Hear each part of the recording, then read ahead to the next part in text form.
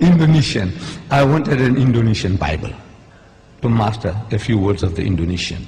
So I went to the Bible house in Durban. My city in South Africa has got a Bible house where they sell Bibles, specialize in Bibles in different languages. I want an Indonesian Bible. They said they haven't got it. Okay. I said, try Johannesburg. They might have it. So when I went to Johannesburg, I go to the Bible house in Johannesburg. And I go and search for this Indonesian Bible. And I got it. And I'm looking in the shelves, some other books. I see a New Testament, Greek and English. Like we have the Quran, Arabic and English, Greek and English, a New Testament. I took that big volume out and I'm starting to go through that. And the supervisor of the Bible house is watching me. You know, with this funny headgear and this beard. He says, what this guy is doing with all these expensive volumes, because this was an expensive volume which I took down, Greek, English of the New Testament. So he comes up to me, he says, good morning. I said, good morning. He said, what makes you interested in these books? I said, no, I do comparative religion, and I have come across something here in this Greek English of the New Testament that can be of use to me. He found me an interesting character. He said, would you like to have a cup of tea with me? I said, no, I don't mind at all. So he took me into his office. I said, now, you know, we believe in Jesus. And this was something astonishing to this supervisor. And all the supervisors in South Africa of the Bible houses are retired reverends. This was a Reverend Dunkers. He's amazed. I says, you know, we believe in Jesus and in his miraculous birth. And so saying, I started repeating these verses from the Quran.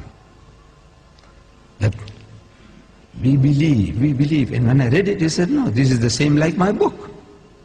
What you are saying now, that when the good news is given to Mary, the mother of Jesus, in the Holy Quran, she says, قَالَتْ رَبِّ أَنَّ يَكُونُ لِي وَلَدٌ وَلَمْ يَمْسَسْنِي بَشَرٌ. She said, oh my Lord, how can I have a child when no man has touched me?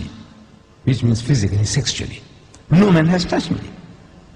So the angel says, قَالَ كَذَلِكَ اللَّهُ يَخْلُقُ مَا يَشَاءُ. Even so, Allah creates what He wills. إِذَا قَضَى أَمْرًا فَإِنَّمَا يَقُولُ لَهُ كُن فَيَكُونُ. Whenever He decrees a matter, He merely says to it, be, and He wills it and the thing comes into being. So the Reverend says, man, this is the same as my book. I said, yes, on the face of it, it's the same. But if you look at it intently, you'll find the difference between my version and your version is chalk and cheese. You people know chalk and cheese? You know the difference between chalk and cheese? The Canadians didn't know. The Canadians, I'm telling you, when I went to Canada, I spoke about chalk and cheese. They didn't hear that phrase before. We, the English people in South Africa, we know, everybody knows chalk and cheese. Chalk and cheese may look like white, but it's that's poles apart. You can't eat chalk, but you can eat cheese. No? But the Canadians didn't know. The Canadians didn't know. I'm telling you. I don't know whether you people know. Difference between chalk and cheese. The poles are, in other words, poles apart. She said, how? I said, you know, in the Holy Bible, in the Gospel of St. Luke, we are told when this good news was given to Mary, the mother of Jesus, about the birth of the Holy Son, she says, how can this thing be when I know not a man? In the biblical language, no means sex. No to know means no means sexually. Not she doesn't know a man. She knows her uncle, her fathers, her neighbors. Surely she knows other men. But no. No in the biblical language means sex. In the Quran it says no man has touched me. Again it means not touched me, means had sex. Both the Quran and the Bible are saying the same thing. The replies to them are revealing. In the Holy Bible, the answer to Mary's protest was that the Holy Ghost will come upon thee. I'm reading the Bible to you. Luke. The Holy Ghost will come upon thee, and the power of the Most High will overshadow thee. Now that gives you a mental picture. The Holy Ghost is a person. That's what the Christians say. The Father is a person, the Son is a person, and the Holy Ghost is a person, but they're not three persons, but one person. I don't know whether you heard that expression before. But He's a person. This Holy Ghost will come on Mary.